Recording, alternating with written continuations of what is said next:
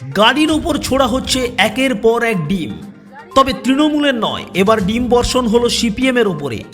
একের পর এক ডিম এসে পড়ল বাম নেত্রী মীনাক্ষী মুখার্জির গাড়িতে। উত্তেজনা শীতলকুচিতে। সিপিএম নেত্রী মীনাক্ষী মুখোপাধ্যায়ের গাড়ি লক্ষ্য করে ছোড়া হলো ডিম। মঙ্গলবার দুপুরে দলীয় কর্মসূচিতে কোচবিহারের শীতলকুচিতে যান তিনি। সেখানেই তার গাড়ি লক্ষ্য করে ডিম বর্ষণ হয় বলে অভিযোগ।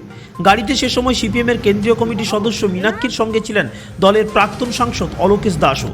শীতলকুচিতে দুদিন আগে মৃত্যু হয় সিপিএম কর্মী মন্টু মিয়ার। সিপিএমের দাবি তিনি খুন হয়েছেন বলে আশঙ্কা করছে তার পরিবার, কিন্তু পুলিশ শুরুতে অভিযোগ গ্রহণ করছিল না। অনেক পরে অভিযোগ গ্রহণ করা হয় বলে দাবি করেছে সিপিএম। অন্যদিকে শীতলকুচির এক বাসিন্দা মুম্বাইয়ে কাজ করতে গিয়ে নিহত হন।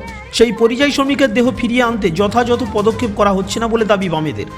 মীনাক্ষী মুখার্জি জানান, এই দুই ঘটনার প্রতিবাদে মঙ্গলবার জেলা শাসকের দপ্তর ঘেরাও কর্মসূচি রয়েছে তাদের। তার আগে শীতলকুচিতে তার গাড়ির উপর হামলা হয় বলে অভিযোগ তোলেন বামফ্রন্ট নেত্রী মীনাক্ষী মুখার্জি। গাড়ি এখানেই দাঁড় করাবেন। এইটা হচ্ছে বিজেপি লাগাবো না। আগে আগে আগে অ্যারেস্ট হবে, তারপরে আমার অপরাধ কি?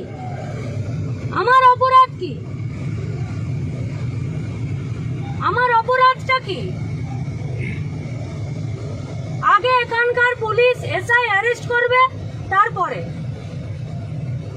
এখানে যতগুলো মিডিয়া আছে সব মিডিয়া এদের ছবি আগে এখানে পুলিশকে উকিলে কোর্টে এখানে যাবে। তুমি যদি এগুলো জানো কি অপরাধ? রাস্তায় বেরোনো যাবে না?